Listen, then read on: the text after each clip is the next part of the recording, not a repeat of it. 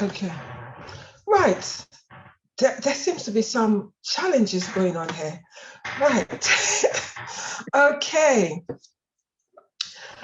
As I said earlier on, we'll be looking at 12 months on, what are educators doing? Are they navigating the new normal, or have some of them left the profession? Well, I'm still there. I have not yet left.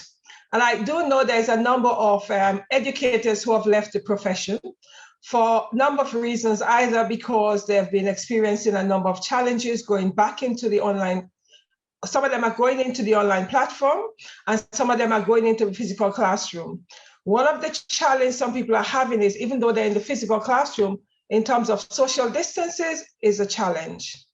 So I'll be welcoming one of my guests from around the world. As you guys know, my platform is not just the UK. I have a global platform, so which means a number of the educators would be from across the globe. So my second educator for this show in terms of 12 months on is from the US. So welcome, Zulema. Can you just introduce yourself and tell us what you teach, etc.? Good evening. Yes, my name is Zulema Jones-Enoe. I am a science educator in Brooklyn, New York, in the US. I've been teaching for 20 years, and I am currently pursuing school leadership in addition to enjoying being a science educator. Whoa, that's fantastic. Enjoying, that's brilliant. You like me, right? I'm still enjoying after probably 20 something years, almost 30 years. I'm still enjoying it. That's why I'm still in the classroom. Yeah. But I know there's some educators that have left due to what's happening. So before what was it like for you, in terms of when we've actually just had the lockdown? What was the issues? How was it for you? So prior to the shutdown and the quarantine, my days are very busy. I'm in a secondary school, which involves grades ages 11 to about 18, 19 years old. And as a science educator, I would have a lot of hands-on lessons. We tried to do incorporation. My lessons were not as technology-based as they had to become during quarantine. I will say that I had to learn new techniques during our quarantine, because some of the things that came easy to me were very lab-based. And when you're in one place and the kids are somewhere else, you can't always have a lab-based lesson. So I would definitely say that's the case. I will also say that I had to become more socially and emotionally in tune with my students, because as much as I cared about them, I don't think I was as aware of what they were going through as I had to become after the pandemic or during the pandemic.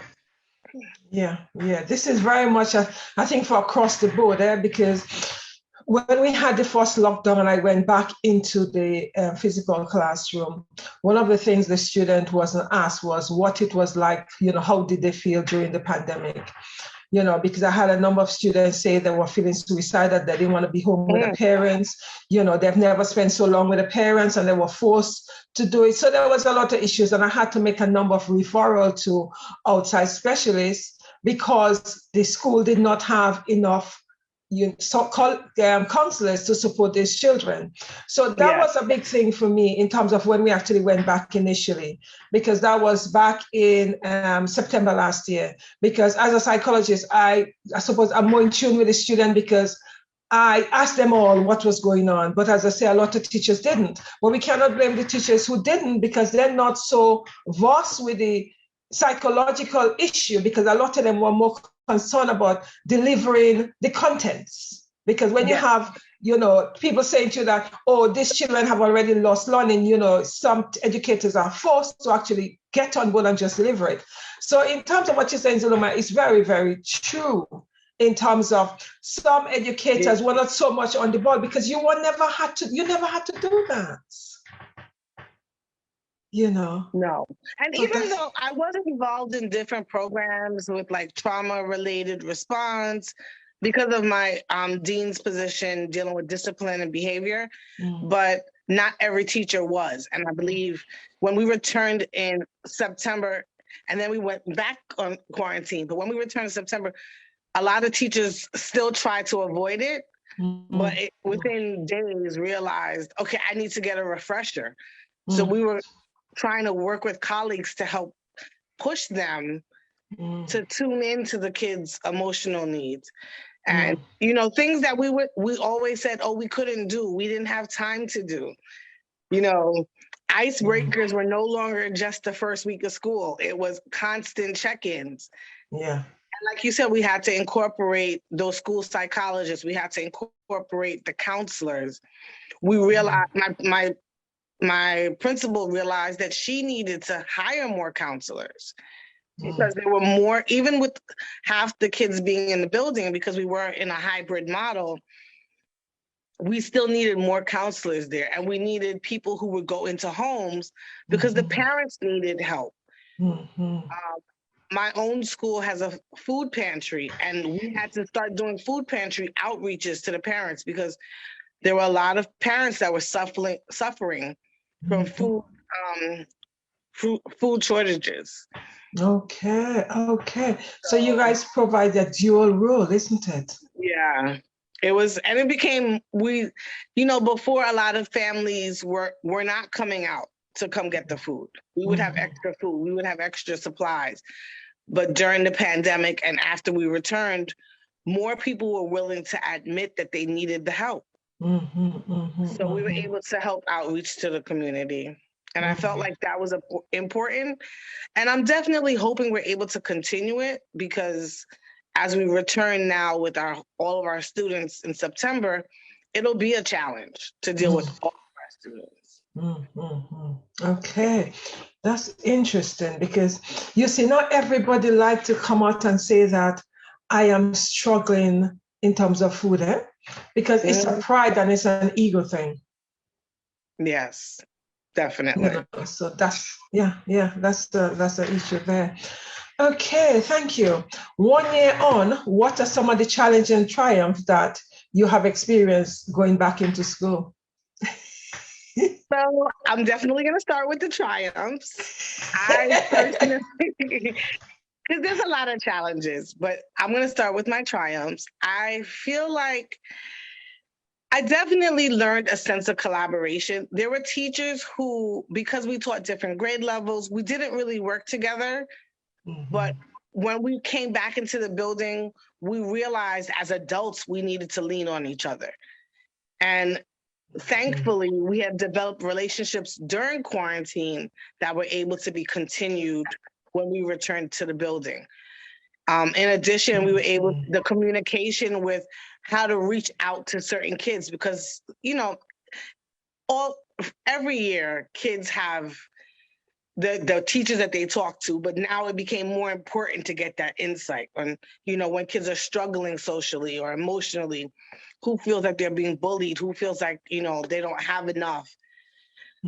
Especially the kids who were remote and couldn't turn on their cameras because their home situation wasn't the best, but their parents would not let them come into a building. Okay. So I feel like that was definitely a triumph, the communication and the collaboration. Personally, I learned a lot of technology. I don't. And, I became a Zoom expert. And not only just a Zoom expert, I was able to find and look into curriculum applications that I was able to share with my students who were remote and in front of me. Because at one point, I had kids I had both. Okay. So I was doing both at the same time. So I had to have lessons that could engage both at the same time. But on the flip side, some of my challenges were engagement. Like, because I teach, this past year, I taught older students, they would just not turn their cameras on. They would just not show up. And or they would show up and not say a word the entire 45 minutes. So you have to wonder where they are. And then, you know, as an educator, you have to get them to pass. You have to make sure that they're learning something. So that engagement factor was definitely a challenge. Becoming creative took a while. You know, I couldn't just keep giving them paper, you know, or putting something up on the screen. PowerPoints were not enough.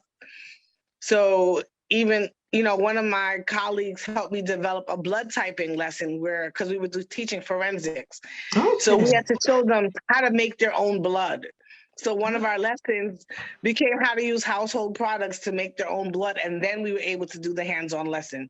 Okay. And it actually helped. So I have to say, you know, and then of course, I'm sure this is for everyone globally, technology access. Mm-hmm. You know, I was blessed to be able to have me and my children and my spouse all have our own devices. That was not the case for some of my students. Mm-hmm. And even when we returned, because of the CDC regulations and the Department of Education regulations, we still were not allowed to give out paper. So if kids didn't have computers when they came back to the buildings, we had to find ways to get them computers or iPads in order to incorporate the lessons, because then we were teaching them in front of us, but we still had to maneuver the social distancing. And when a kid needs your attention and you're really not supposed to be more than 3 feet close to them. Yeah. If I actually did that, but yes. Yeah, it's interesting. Thank you for that. It's interesting in terms of what are the challenges. Something you've said, which is interesting, because I sat here and I was smiling. You know, that you had some children that was home, that was isolating at home, and then you had a class in front of you. How did you find that? I certainly found this so challenging. It was not funny.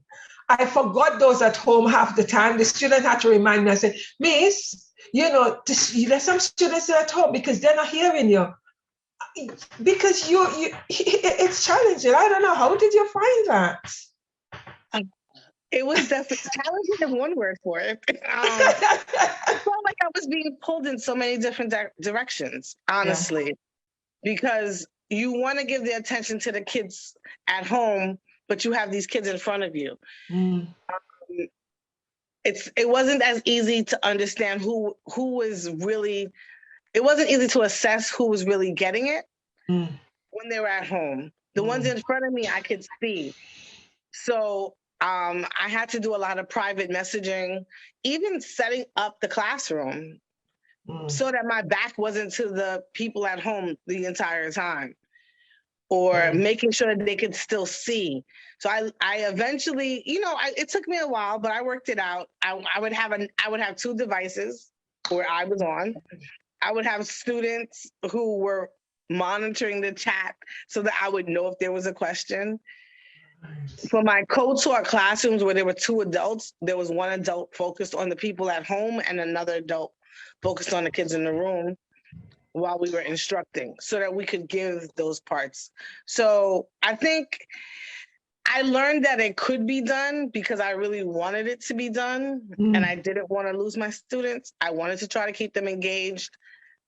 There was not 100% engagement. I'm not gonna lie. But I did try, and I think my students appreciated me trying. So, because they would tell me, they're like, Miss, we know you're trying, or we became very informal. Like, if you can't hear me, you have to say it. You can't wait until I'm speaking for 5 minutes. And they got that. Yeah. You know, because of course, you know, you're trying to do everything, and sometimes you forget to unmute. Yeah. For every time someone said to you muted, there will be a billionaire, because so many times. Yeah. And it's interesting you're talking about having 2 devices, because I did not have that luxury of 2 devices when I went back into the physical classroom and had some children still at home while I'm teaching in the classroom. There was just 1 device. That sometimes the mic doesn't work. And that was such a challenge. And then you might have one student, that would actually keep in tab on the phone with some of the students at home and saying, oh, miss, this one just messaged me because she's not too sure where you're looking, where you're reading from. So that was my thing, because I didn't have another adult in the classroom. It was just one adult, one device that didn't work all the time. So it was so challenging. Now that you talk about the two devices, that's a fantastic idea.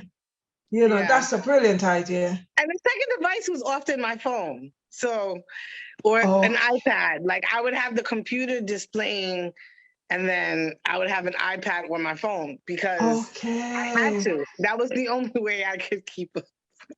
Okay. Well, a lot of us didn't connect in the sense that it would be good to use our own phone. I don't think we were there yet. Well, because the kids helped a lot. Again, that's what happens when you're working with the young people. And even while I was home, my own children, that was a benefit to see what other teachers were doing. Yes. In regards to keeping track of my students, there was an adult at my son's school responsible for calling every kid if they hadn't shown up after 5 minutes to the class. So I didn't have that. So what I did is I set up buddy systems. I was like, okay, if you're here and your partner's not, you got to call them. Because we got to find out, did they fall asleep? Is something wrong? Yeah. We had kids who were sick and we wouldn't know until too long, or kids who lost parents. Yeah. Or other family members. So it was a challenge, but it was like I said, you still learned through the challenge. Yeah, that is very true. Thank you very much.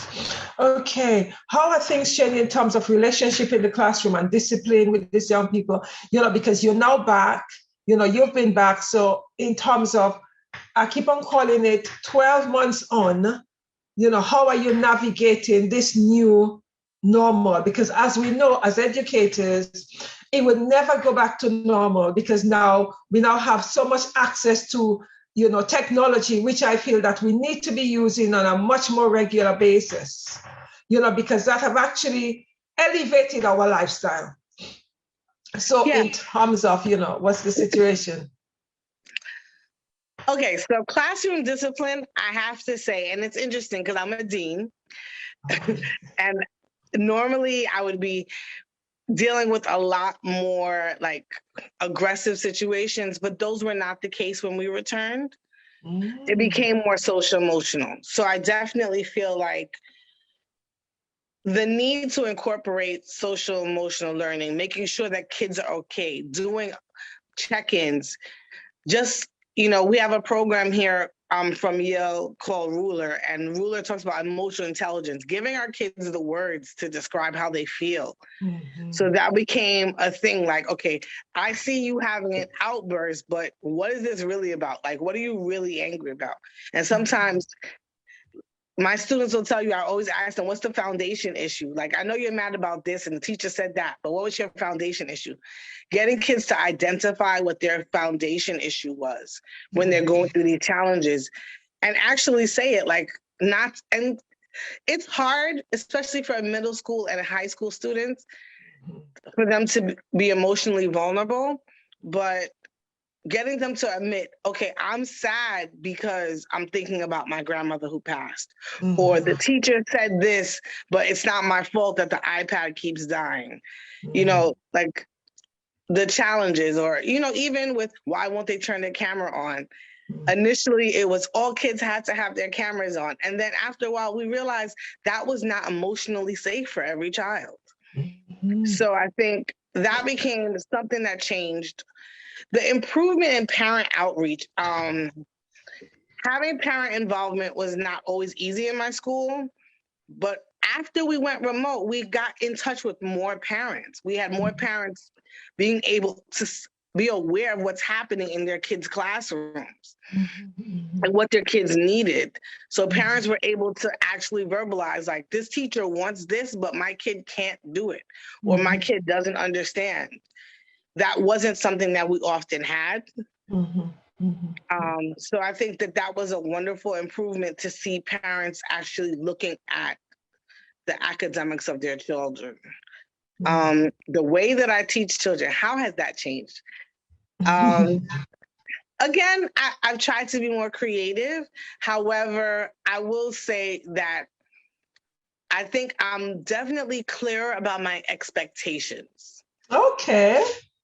So, because I think I just kind of always had the expectation and I would say it, but I never really was able to describe it to children and my students. And I felt like I had to do that. I had to become more clear, especially when you have kids in front of you, kids at home. You might have a classroom shut down for a week because there was a student who ended up positive or a family member who was positive. So I had to become clear about my expectations. So in regards to greeting the children, I think I tried to be more realistic about how they were. Because, saying good morning every time doesn't always work because some of the kids didn't have a good morning. Yeah. So I would ask them, how are you? It became like, how are you? What are you up to? How was your night? I would ask them more specific questions that kind of asked for a longer, it was more engaged response. So they would give me more. That's interesting. Thank you. It's interesting, because as you were talking, I was just thinking, because as you said, there's no point in greeting good morning when some of them didn't have a good morning. Yeah. So it's like we needed to be more, we need to be more creative in terms of how we engage with the children, the young people, and what we say to them when we actually meet them in the morning. Because good morning may not be appropriate for all child, for every young person. Yeah. That's so powerful, that is so powerful. Because, up here it's like, you're going, good morning, even now when I go into the classroom, morning guys, okay, you guys are not responding to me, what's going on here? But, so it's interesting because my first word to them is, good morning guys, what's going on? It's like, when I have the class, I say, okay, so what's going on with you guys? Those that haven't been answering, you guys have something to tell me? Okay, we talk about it. See me after the session. So it's like, that's interesting. That's really interesting. Powerful. I will say one other thing that this wasn't me, but it was I know this happened in many schools. The offering of food throughout the day for students. So in my own school, because of all the rules in the cafeteria, offering them snacks. And it's interesting because kids, I don't think we realized how much kids appreciate having a snack during the day. And this is not elementary, this isn't like first or second grade or kindergarten, the lower grades. These are older kids who still wanted a snack, who still wanted water. Like they're like, Miss, can we get water? And they wanted the bottled water. So it wasn't just, and it's having healthier living options for them. So I think that was also important.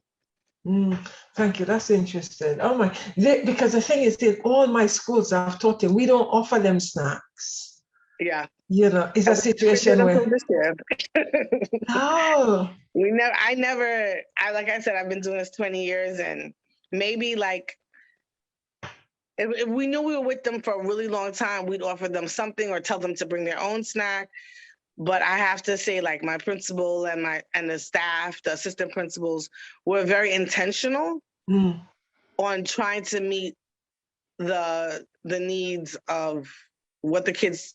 It wasn't just academics, and I think a lot of times the focus was academics. Wow, that's brilliant. That is so brilliant. So.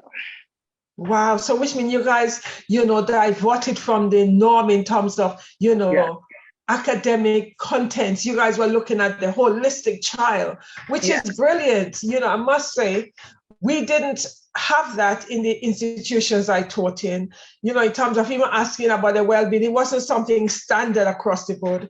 It was just some educators would ask, those who were in the know-how, but those that wasn't in the know-how, they just got in and just taught the contents. Wow. Interesting. Another thing that have actually come up quite a lot, I read it on the papers. I hear some academics saying that this lost learning. What does that, what comes to mind when you hear this lost learning? What are your thoughts on that? So I will admit, I feel like lost learning is real. It is so impactful. And honestly, it's a little scary because we, in New York, a lot of the testing requirements were forgoed in an effort to just get kids into school, get them learning, give them some level of academics. But we recognize that there's going to be a lot of loss because not every teacher was able to keep kids engaged. Not every teacher was able to even have their kids attend. There were days where out of my class of 25, I had 15 kids on. So those 10 kids missed out on a lot. And I think in New York, we did a lot to try to keep kids coming, but there are still kids who I don't think I've seen, whether on a computer or in person, since March of 2020. Whoa. So yeah, there were kids who their families, like their parents weren't working, so they went back to their Caribbean countries. They went. So or they just didn't show up. Some of my older students went to work because they had to help supply food for their families. So lost learning is very much a challenge that I know that we're gonna have to address in September in New York. And I know that there's different states in the United States trying to do different things to kind of figure out where kids are, what do they know, how do we address the individualized needs. I think special educators are going to be essential to helping to bring kids back up. And I know in New York, we had a program called Summer Rising, and part of the goal of Summer Rising was to kind of figure out what kids are missing. And depending upon what kids you had or if their parents sent them, you'd be able to see where they were. I know personally, I sent my son to school. He didn't fail any of his classes, but I wanted to make sure he was still getting some assistance, getting the academics, because his teachers did try wholeheartedly. But I know that I didn't want him to lose anything. And I wanted them to keep challenging him. I'm blessed enough to have books here and be aware of the curriculum. So I was able to give him that stuff. But I know not every parent is. So it's a challenge. So lost learning is real. And it's something that as educators, we have to address. But it's going to be important for parents to be aware. One of my major fears is that the administrations and the government rules will just say, oh, let's go back to normal. Let's go back to testing. Let's go back to doing all this stuff because your kids should know it. But I don't think that that's going to be the best concept. Thank you for that. It's interesting because my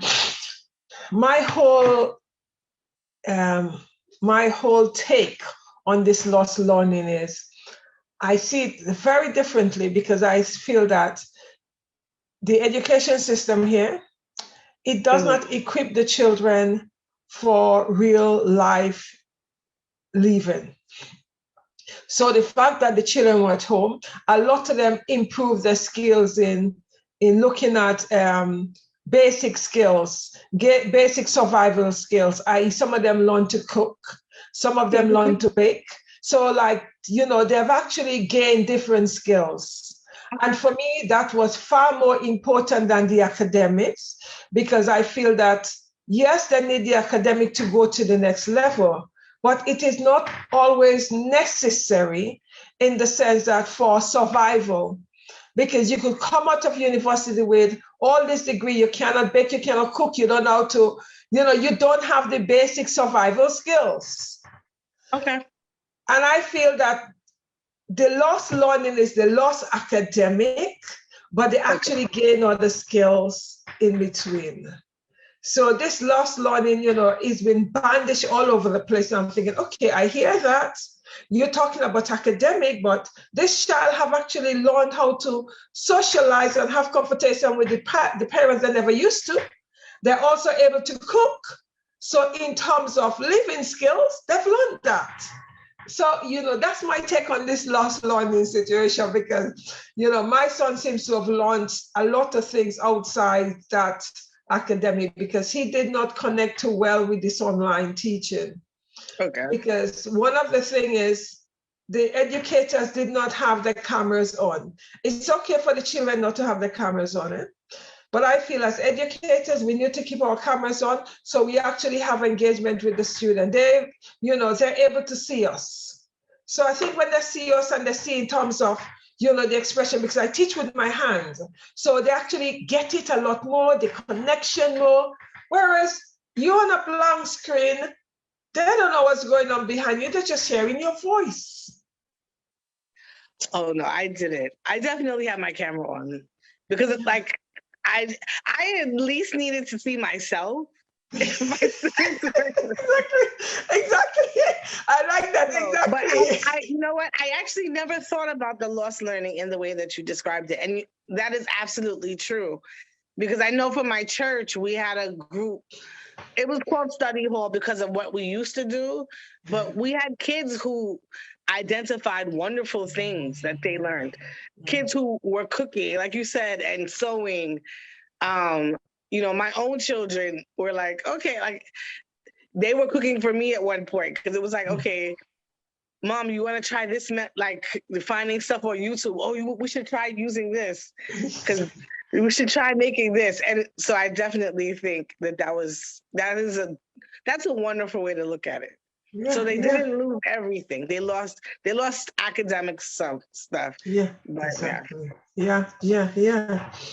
Thank you. Another thing is the past 12 months, let's say about 12 months now, and now you've gone back into the classroom. What have you taken from the online platform and implemented back in the classroom? What have you taken with you from the online platform and bring into the classroom, if anything?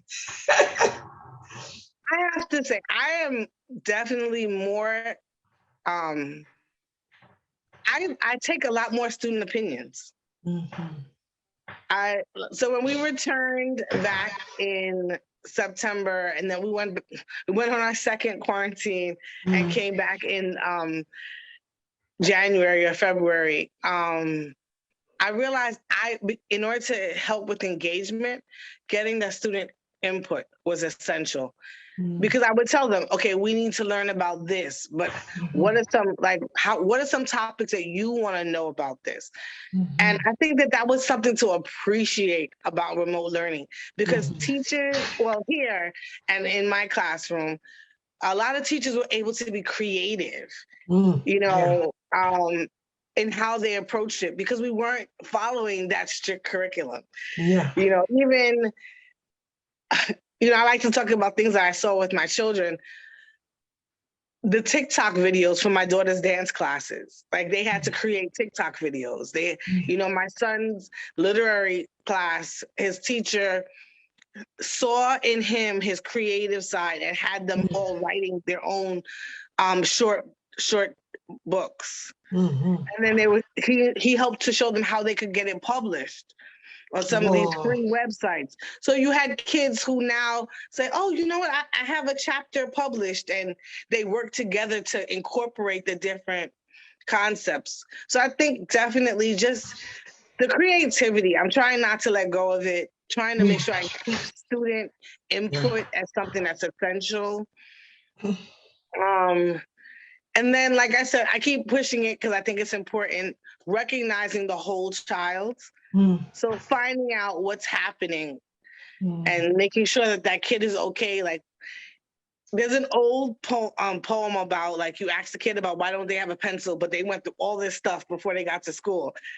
And I think it going through this year reminded me of that poem, because there's so much more to our students. And sometimes we forget, or sometimes we're so overwhelmed with what we need to perform for our higher ups or our systems, that we forget that this kid is a person going through life.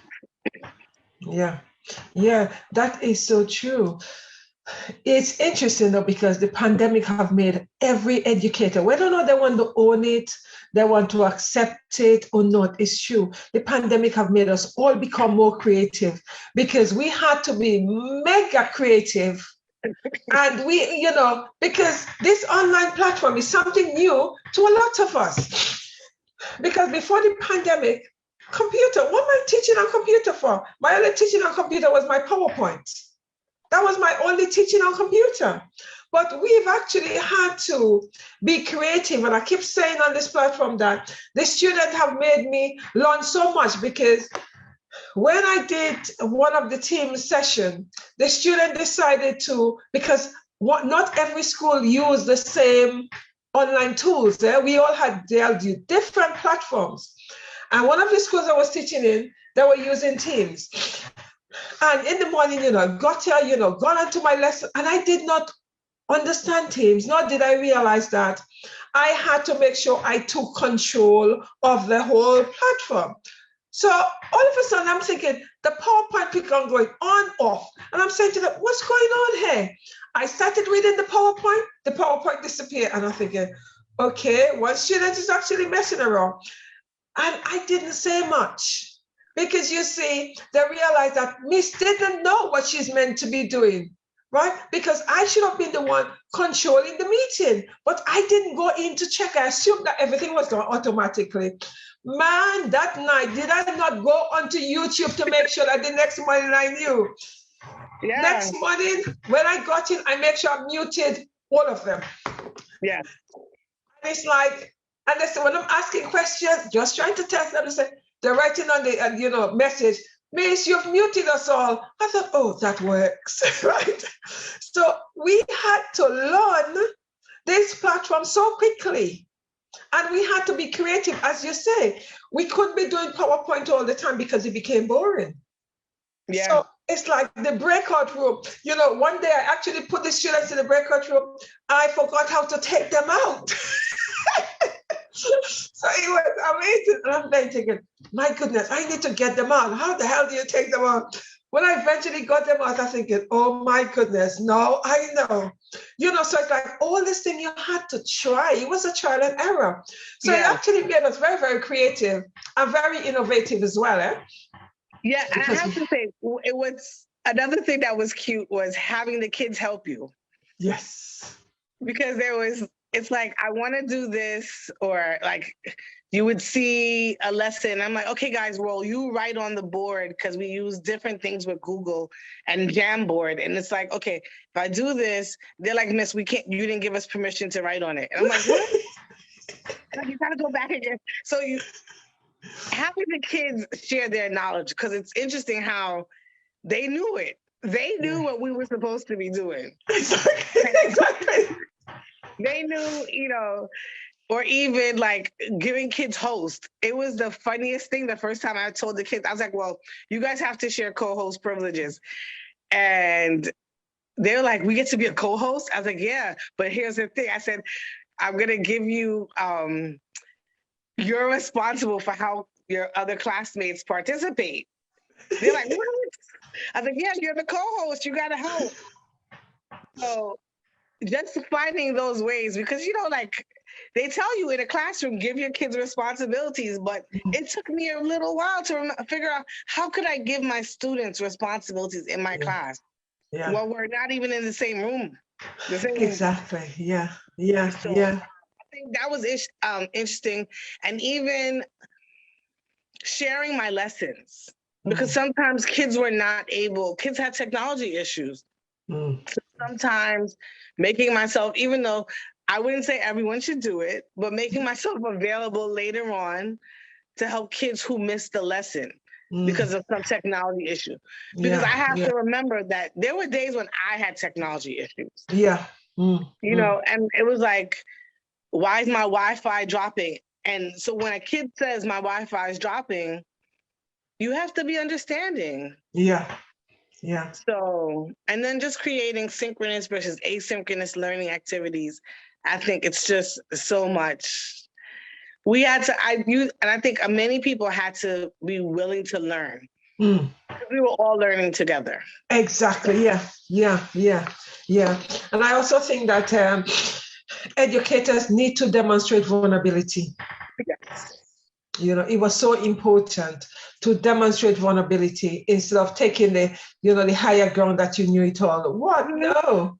How many times my students have to say to me, in terms of, oh, Miss, have you done the register? Have you checked it? And have you, okay, well, you guys tell me because really don't know yet, So you had some of them that was really willing to take you through, and you had some of them who decide, really, I'm going to be hosting this lesson for you,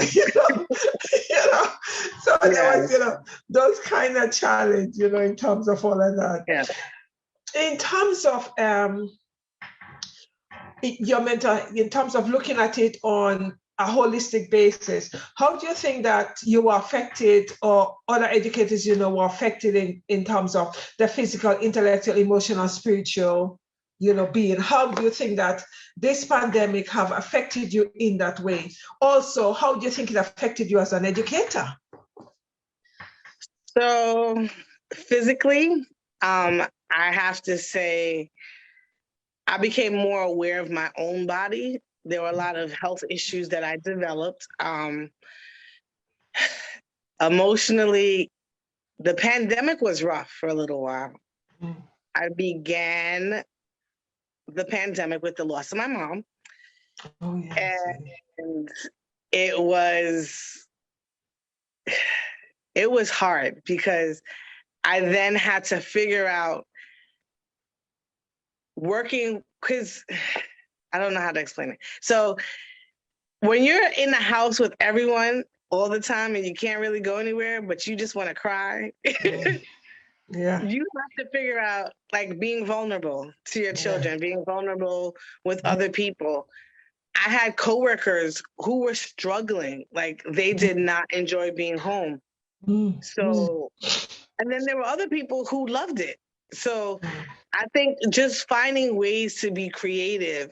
My coworkers at one point, in the early pandemic, we had a socializing hour, a happy hour. We called it happy hour, but on Fridays, just for us all to kind of have time to talk to each other, because a lot of people were at home by themselves or with their roommates.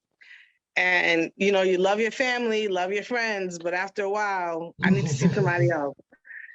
So I think that was definitely, it was rough, but I was really thankful for my church family and just being able that we never really stopped. My pastor found a way, whether it was just listening on the phone and then upgrading to Zoom. So I was really thankful for that. But I have to say, and even one of the things that's not really during the pandemic, but even now, I had teachers who were on remote accommodations. So they spent those 18 months at home the entire time. They never went back into the building. And they now have to go back in September. Okay. So listening to them and what their challenges are, there were some teachers that, you started this out with, who did the pandemic leave behind? I know some teachers who did not come back to education. People who left New York and was like, okay, I'm going to go live in Connecticut. I'm going to go live in Pennsylvania. They wanted more room because they realized how much New York was just too much. They needed more space. So I think those are all things that affected education because like we mentioned that teachers needed social emotional support too. Yeah, that was forgotten. Yeah, teachers forgot, like the kids needed it, the parents needed it, but teachers needed it too. And teachers needed to be prepared for the trauma that they were going through. Because a lot of times it was, and we do this as teachers, like you have your stuff going on at home, but you get up and you teach that lesson. I think at some points, there was a point where I took a couple of days off and my students questioned me. They're like, where were you? What were you doing? What happened? And they wanted to know. And at one point I was just like, I didn't tell them initially. And then I did. They're like, why didn't you say something? And then that's when you realize that they needed you to say it because they were going through stuff too.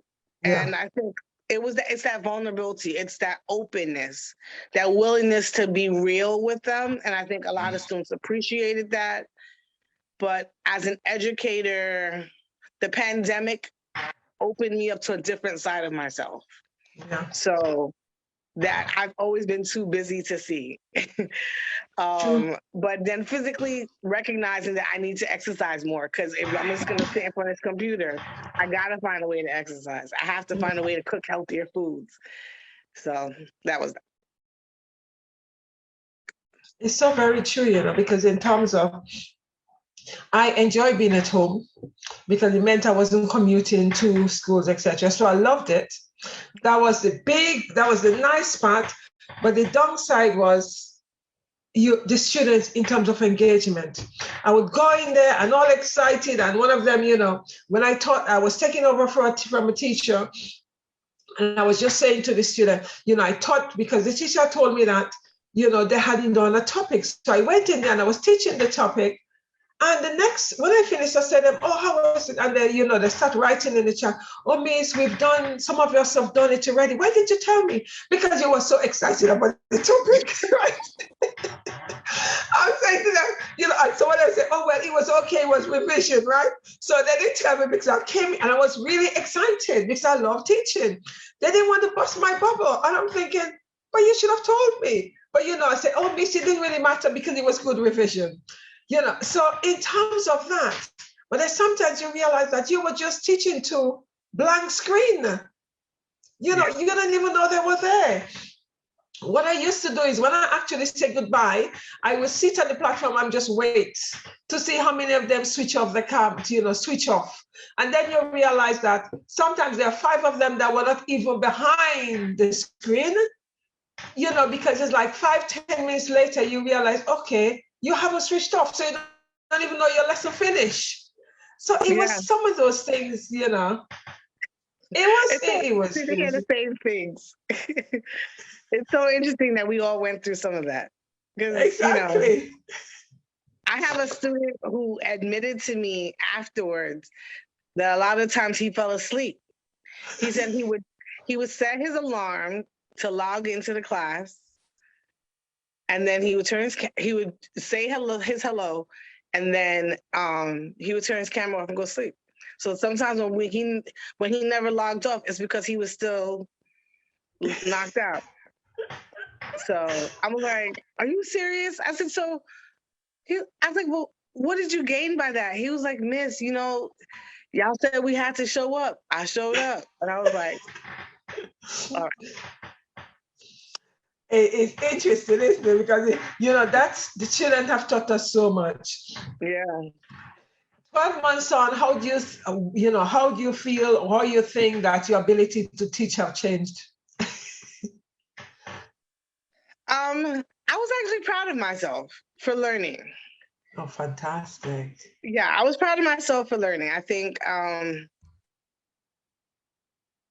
not a spring chicken in the education game, but I was able to learn how to catch up. And I was proud of myself for that, because during the pandemic, you could not give up. You couldn't give up on yourself, couldn't give up on your students. Yeah. And I was not necessarily proud, but I was happy that I was able to sustain and keep it going. Because it wasn't easy, but you know, at the end of the day, we did it. We're here. And, you know, did every kid learn? Like you said, not every kid may have been academically successful, but they learned something. And that might just be about their family. So that's something good. Yeah, that's very, very true. That's very true in terms of, you know, we have this whole thing have taught us in terms of, to me, as you rightly said the first, you know, earlier on, listen more to your students in terms of have more of their input. And I feel that is so, so very important that we actually hear what the students are saying, because it actually means that we are having a collaboration together instead of, you know, we being the teacher and just teaching at them. And that is something I feel that the pandemic have actually taught us, how to navigate things differently. Because in terms of differentiation, as I kept saying, the student control the platform. They decide to turn up, they decide not to turn up. They decide whether or not when they're going to turn up. They decide they're not putting their cameras on. They decide to come on. You know, they sometimes I used to say to the student, come on, guys, it's lonely out here. Say hello to me. Speak to me, you know. And then you might have one of them, you know, when I ask a question, instead of them writing it in the chat, they might verbally respond. And I said, yeah, that's brilliant. I said, you guys don't understand when all you're doing all day is looking at the screen and just reading comments. I say, it's nice when you guys talk, it makes life interesting, you know. So that was some of the interesting things we've actually had with those students.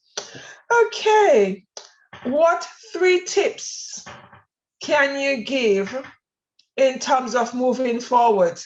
So coming from the pandemic, as we've all had, you know, the question also is, you know, would there be another lockdown? That's something some of the students have asked me before I left. And, you know, the question is, okay, we don't know, but moving forward, we hope that we're going back into the physical classroom in September and we're going to be staying there forever, but who knows? You know, the question is, what 3 tips are you going to offer in terms of moving forward that you've actually gained from this whole thing? So my first tip for everyone, students, parents, kids, teachers, be willing to learn. Be willing to learn from those around you. I think something the pandemic has showed us is that we cannot stay in our own little bubbles. We have to look to see how we can reach other people because we're not in this world alone. I think it's important to be patient because there's a lot of times we're so busy rushing and bustling that we don't give ourselves the time to absorb and enjoy the people around you, the places you are, whatever it is, just to be patient. And I think the last thing is persevere, but learn from the past. So I think there's a lot of stuff that people said couldn't happen in education. And when we were sent into a pandemic, we learned that we could do it. We can teach kids from home, you know.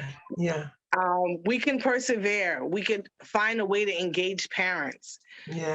You can, even though we do work late hours, but you can reach out to a kid after hours. There's a way to get past when a kid is absent. So I think persevering was something that's essential, and just being patient and willing to not focus so much on the past, not dwell on, okay, well, we lost all this time. You know, this is, just keep focusing on the past. Let's focus on what's in front of us. And I think, like, you know, worldwide, we've lost so much, and it's going to be hard to just keep focusing on the past, but to just move forward. And I think it's important. Thank you. That's so fantastic, because yes, the pandemic had a lot of negatives, but it also had a lot of positive. And I do feel for education, it had a hell of a lot of positive, because education was stuck in the past, that they had not progressed. They were locked in a system that, in terms of technology, that was not for education, because so locked into the physical, and some educators would say,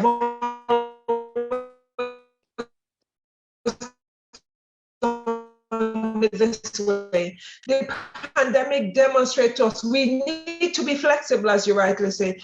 We need to embrace technology. We needed that shake-up. And it actually gave us that shake-up, which was important for us as educators. Yes, definitely. Anything else you want to say before we actually say? Is there anything else you want to say? Not really. I appreciate this platform. I appreciate having this opportunity. You know what? One of the things I will say is that I hope that it's not just the educators, but I think the administrators and the curriculum planners recognize what we learned and what was able to come out of the pandemic and that we're able to move forward from there and not just go back to normal, because the normal it's not normal, and not everyone's going to be able to go back to that. So I think that's important. Yeah, I totally agree with you. There would be no normal. This is the new normal. Education would never be as it used to be, even though some people might want it to be like that. Yeah. There's no way, because we have learned so many. There's no way that if I'm off sick, or if my child is off sick and I have to stay home because my child is off sick, that I'm not going to teach my class. I'm going to teach my class, because I had that experience. My son was off sick, and I said to them, okay, these are the options. Is either, you guys find cover for my class, so I could teach my class from home. Oh, no, teach your class from home. That was never a possibility before. Never. So the fact that I wasn't sick, it was my son that was sick, but I had to stay home with him. So I was able to teach my class. So no one had to come in to mess up my whole program. I was able to teach my class from home. And that's a plus, which that would have never happened even 18 months ago, because nobody thought of that. But now we have all those opportunities to continue teaching, even though we go somewhere else and we have to teach our class. We can't continue that. So those are some of the things that the new normal, that it is new normal. There would never be how it used to be before. No way, no way. So educators out there who thinking that you want to go back to how things used to be, sorry, there's no way you'll be able to go back to how things used to be. You just need to start embracing what we've got and moving forward with the new knowledge that you've got. Embrace it and enjoy it. Yeah. And I know that's a challenge right now, because there are parents who are saying, why can't we have a hybrid model in New York City? And there's a lot of pushback for the hybrid model. The kids who stay home and the kids who are in the building, they really don't want to do it. But I think we're going to have to find a way. Yeah, we have to. We really do have to find a way. There's no way we could go back to how we used to be. No. So educators, yes, you guys, we've done a fantastic job. We're resilient. We also fast, because we had no choice in the matter of overnight in order to teach our students. So we had no choice. So there's no point in beating yourself up, because we've done well. We should be proud of ourselves, because we've done really, really well. I really don't care what non-educators have to say, because I know as educators, we've done so very, very well. We come from not knowing to knowing to teaching with online at the same time in the classroom. Come on, we've learned this. We become multi-talented, So when people say, oh, teaching is easy, I'm sure people who've actually had to teach the children at home or support the children at home, they realize that teaching was not easy. We do it because we love it. It will not make us become millionaires, because the pay isn't great, but we do it because we feel that we want to make an impact. That's what we do as educators. We feel we need to make an impact, and we know that everybody had a teacher in their life who've actually supported them. I'm not saying that all educators are supportive. We know some of them shouldn't even be in the job, but we also know there's some damn good ones out there who make the sacrifices because we care about our children. Thank you guys very much. I'd like to thank my guests for coming on. I really do appreciate you, Zuluma. And it was fantastic you sharing your experience with us 12 months on. And we haven't left teaching, and those who've left teaching, we need to support them as well, because as we know, it was not easy to navigate. So thank you everybody for listening to us. I'll be back on in a few minutes with the 100 on another education platform. And I'll be back tomorrow talking about homeschooling, because homeschooling have actually taken on quite a big area now, because some parents realize that the traditional classroom wasn't doing it for them, because they fear there might be a lockdown. So a lot of them have actually gone on to homeschooling. So I'll be looking at homeschooling tomorrow and looking at why some people do it would you say would it replace traditional school? I don't know. You guys need to listen in to hear what we have to say about that. So thank you very much, Facebook guys, for tuning in, and I'll see you guys later on or tomorrow. Take care. Bye-bye.